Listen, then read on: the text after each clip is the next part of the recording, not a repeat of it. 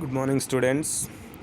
Now, this class we are going to discuss about high frequency eddy current heating. Previous classes completed low frequency heating. So now here high frequency. Okay.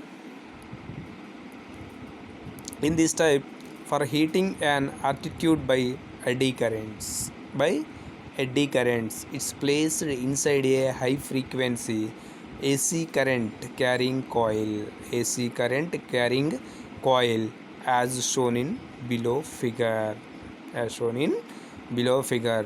The alternating magnetic field produced by the coil. Now see that figure. The alternating coil is produced by the coil setups eddy currents in the article, which consequently gets heat up. Such a coil is known as heats coil or work coil. The material to be heated is known as charge or load. Very important bit for objective type. Now once again I am repeating. See here, the alternating magnetic field produced by the coil. The alternating magnetic field produced by the coil set up eddy currents in the article, which consequently gets heat up. Such a coil is known as work coil or heat coil, and material is called as a charge on load. Okay, heating up of material is called as a charge or load. Okay, primarily it is a eddy current loss which is responsible for the production of heat, although losses also constrained to the some external cases of non-magnetic material. External case of non-magnetic material. The eddy current losses, therefore, EE eddy current losses directly proportional to the B square F square.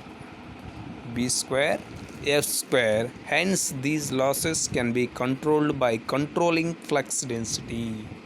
These losses can be controlled by controlling flux density B and the supply frequency F. The losses is greatest on the surface of the material, but to decrease also we go deep inside the depth of the material up to which is eddy current loss parameters. Therefore, D is equal to 1 by 2 pi under root of rho into b power 9 by mu rf, where rho is resistivity of the molten metal. Where rho is resistivity of the molten metal. Sorry, rho into 10 power 9. Okay, rho is the resistivity of the molten metal. F is frequency supply. Mu r is relative permittivity of the charge. Relative permittivity of the charge. Okay, this is about high frequency eddy current heating. Only that this is of only important thing is that what do you mean by heat coil or work coil? Heat coil in the sense magnetic field produced by the coil set up eddy currents in article which consequently gets heat up. Then the coil is known as heat coil or work coil. The material to be heated is known as charge or load coil. Okay, and formula is important. D is equal to 1 by 2 pi under root of rho into 10 power 9 mu r af. Okay, next one, advantages of eddy current heating.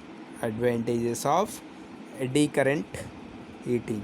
Now see here, this is negligible of heat because the heat produced in the body to be heated. See that this is the negligible wastage of heat because of the heat produced in the body to be heated. Yes, because of an wastage of heat is present in our device, automatically the device is again gets be heated, then totally the damage will be chances. So that's what we are going to be the starting onwards. Which one is negligible, which one is appearing of an wastage of heat, simply you can remove it, then after automatically the device will be done on heat up. Okay, that is an first advantage. And next one, It can take place in a vacuum or other special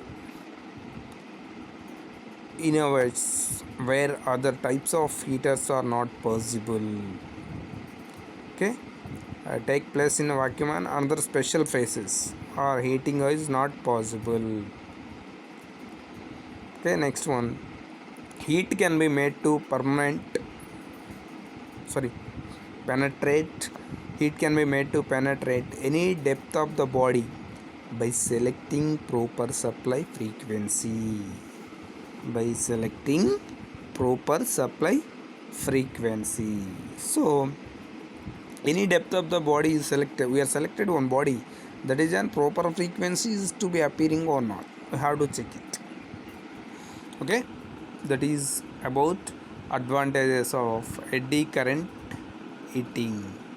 Okay, this class is totally about high frequency eddy current heating and its applications of eddy current heating. Okay, thank you. The next class we will see about applications of eddy current heating. Okay, thank you.